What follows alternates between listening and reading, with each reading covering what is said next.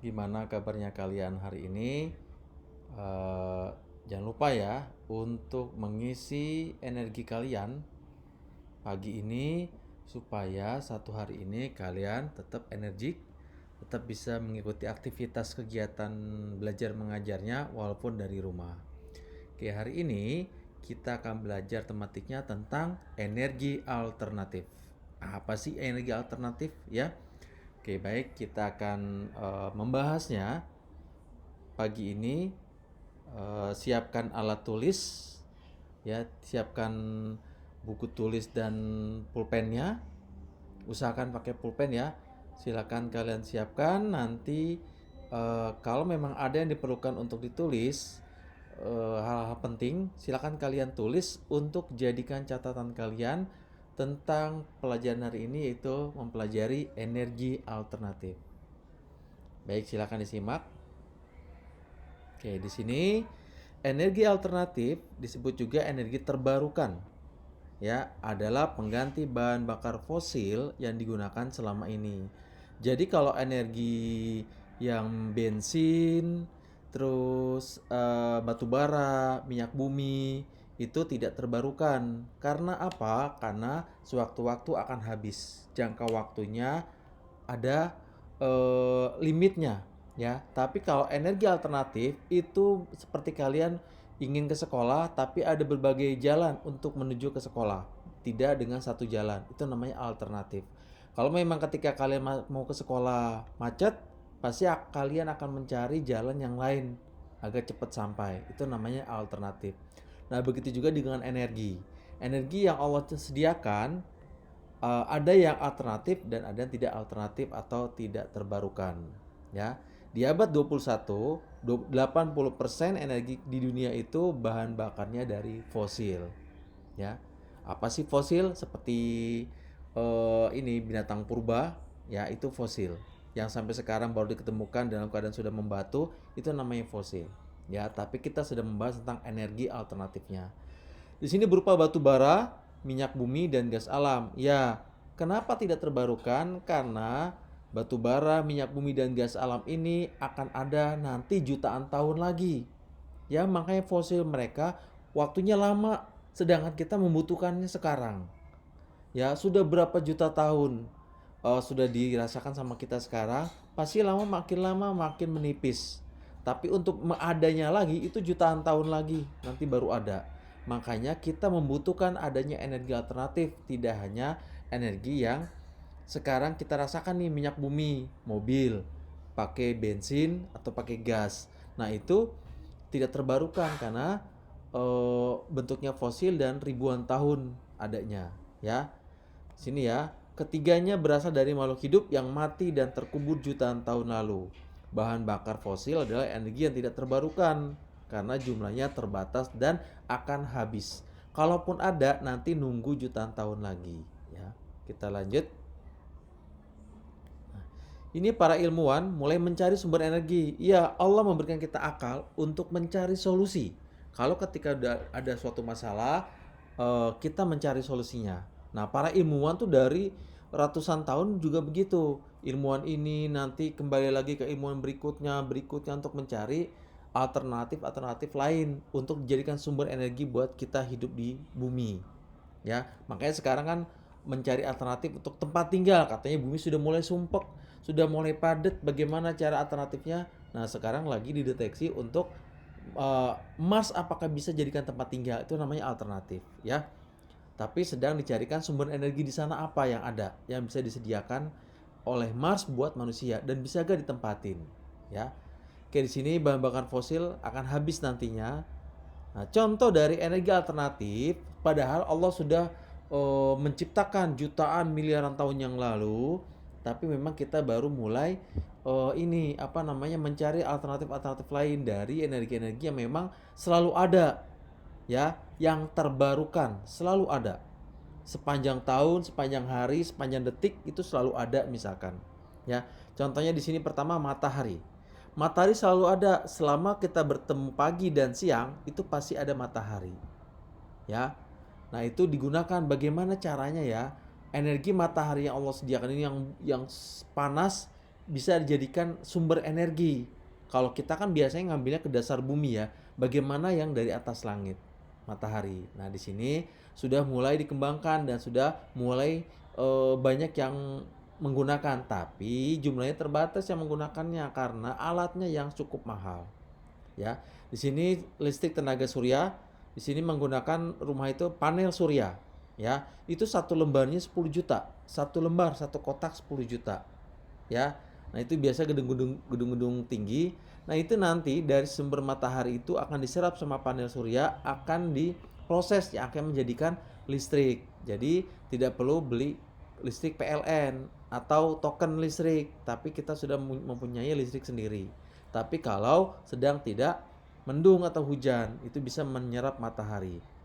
Nah, pemerintah sudah mulai menggunakannya tuh di jalan-jalan, ada lampu panel yang ada di atas itu ada seperti panel surya.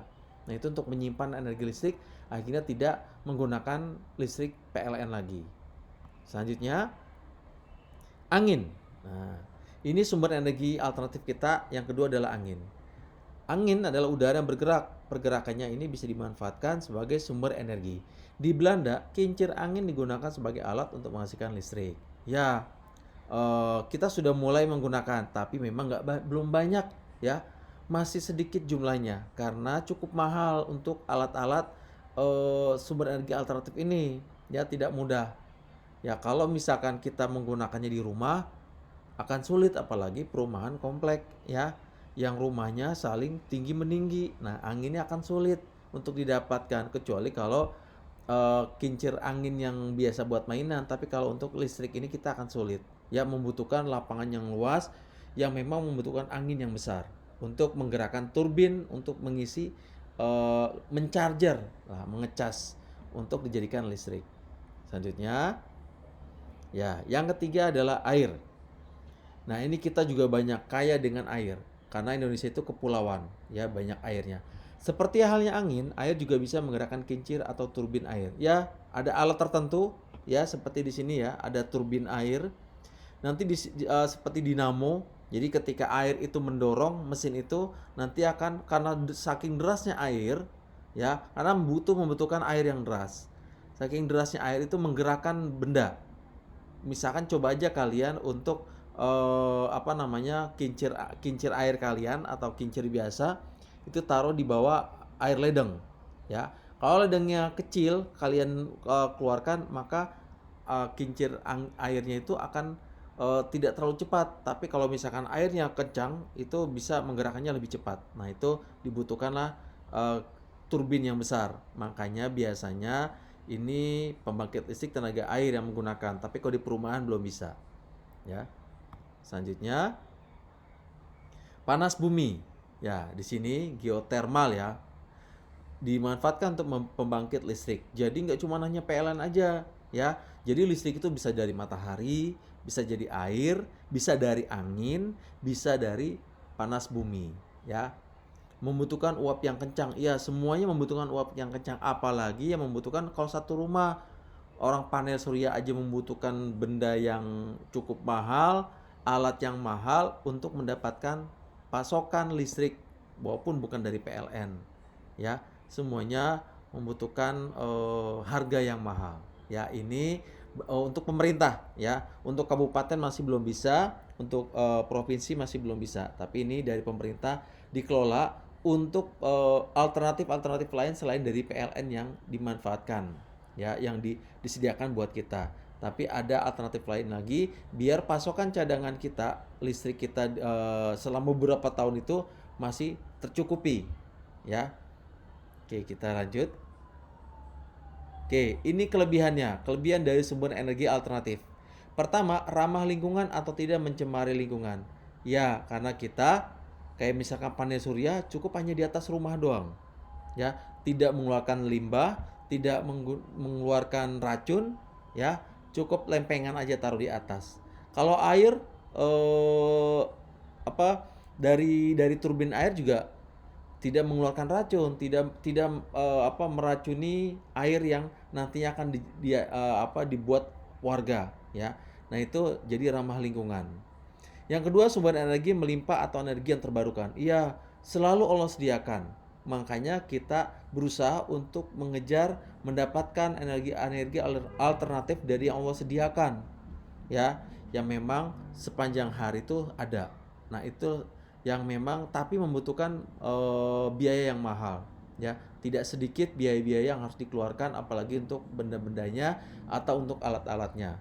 Tapi sedang diusahakan oleh pemerintah. Tapi tidak bisa untuk di rumah kecuali kalau misalkan panel surya itu bisa. Itu untuk di rumah aja untuk satu lembar aja 10 juta, ya, membutuhkan satu lembar tapi untuk berapa berapa kekuatan listriknya, ya, bagaimana kalau misalkan dari pagi sampai sore cukup gak satu lembar. Nah, itu ya, nanti silakan kalian cari di Google bagaimana kekuatan dari satu lembar panel surya, butuh waktu berapa yang dibutuhkan untuk mengecas eh, seperti dinamonya ya, digunakan untuk satu rumah dalam 24 jam gitu ya. Nah, itu dari kelebihan dari energi alternatif. Oke, di sini ada lagi, energi alternatif tidak hanya digunakan sebagai pembangkit listrik, tapi bisa digunakan untuk bahan bakar kendaraan. Ternyata nggak cuma hanya listrik-listrik aja buat di rumah ya, buat seperti PLN, tapi ternyata bisa digunakan di kendaraan. Contohnya adalah biofuel.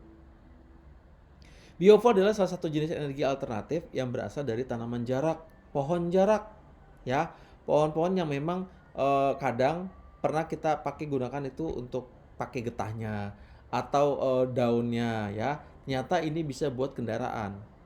Bisa juga ternyata jagung bisa, ya, bisa buat kendaraan jagung atau ubi jalar. Nah, itu lagi dikembangkan nih, dikembangkan bagaimana bisa digunakan buat menggerakkan mobil. Di sini ada gambarnya ya. Ada gambarnya, ada jagung, ya, terus ada pohon, ada tanamannya, ya. Karbon dioksidanya nanti akan dihasilkan bisa mengeluarkan biofuelnya yang bisa menggerakkan kendaraan. Oke, lanjut. Nah, ini selain biofuel ada juga biomasa. Nah, ternyata banyak juga sih ya energi alternatif yang sudah Allah sediakan, tinggal kita bagaimana memanfaatkannya. Di biomasa itu sumber energi yang berasal dari makhluk hidup, contohnya sisa atau pembuangan kotoran manusia atau hewan. Tapi nggak begitu langsung kalian sediakan ember terus dimasukkan situ nanti bisa digunakan, bukan ya. Tapi menggunakan proses, ya, ada proses-prosesnya. Di sini ya, dari WC ya buat manusia dialirkan ditampung di dalam tanah di sini, terus dari binatang nanti akan ditampung juga dimasukkan ke dalam sini, ya. Dari rumah ya nanti di sana diproses yang akhirnya bisa menghasilkan gas dan bisa dialirkan ke rumah masing-masing, ya, bisa dialirkan ke rumah masing-masing dan dijadikan buat kompor dan alhamdulillah memang hasil dari gas ini tidak mengandung bau ya, walaupun digunakan buat masak di kompornya, tapi karena melalui proses. Bapak pernah berita itu ada di pembuangan sampah, ya, itu sempat meledak. Ternyata memang sampah itu, dari sampah dia bertumpuk lama-lama yang dari bawah itu lembab dan akan panas yang akan akhirnya menimbulkan gas, ya. Semakin bertahun-tahun sudah menumpuk yang akhirnya meledaklah karena gas itu, ya. Di gambar sini ada ya, dari sampah-sampah, dari kotoran binatang, ya, dari tanaman-tanaman yang sudah bukan hanya dari segi bisa jadikan kompos, ya, tapi bisa juga bisa jadikan gas, ya, yang akhirnya bisa dimanfaatkan buat ya ke rumah-rumah juga bisa untuk masak gitu ya. Ya, mungkin itu saja dari Bapak.